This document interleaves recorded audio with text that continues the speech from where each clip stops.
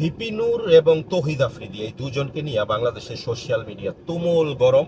এই গরমের মধ্যে আমি একটা প্রশ্ন এখানে করতে চাই। ভিপি নূর ওনার যে অফিসিয়াল পেজটা উনি চালান, যেখানে থেকে গতকালকেও উনি লাইভ করছেন, যেই পেজ থেকে যেখানে ফলোয়ার আছে 1.9 মিলিয়ন এবং যেখানে ওনার ছবি এবং প্রধান উপদেষ্টার ছবি, এই পেজটা ওনার কাছে হাত বদল হয়েছে। এই পেজটার অরিজিনাল মালিক হচ্ছে ব্যারিস্টার সাইদুল হক সুমন।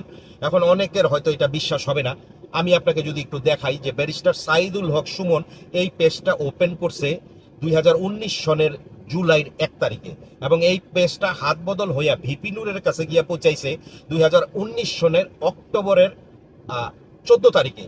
এখন আমার প্রশ্ন এখানে, ভিপি নূরের মতো একজন মানুষ, তার কেন ব্যারিস্টার সাইদুল হক সুমনের পেজ ব্যবহার করতে হবে?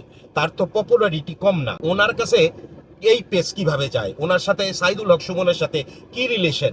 আমি শুধু আপনাদেরকে প্রশ্নটা রাখলাম আপনাদের কাছে যে ব্যারিস্টার সাইদুল হক সুমনের পেজ ভিপি নূরের কাছে কিভাবে আসলো? এটা একটা প্রশ্ন মাত্র, বাকিটা আপনারাই বলবেন।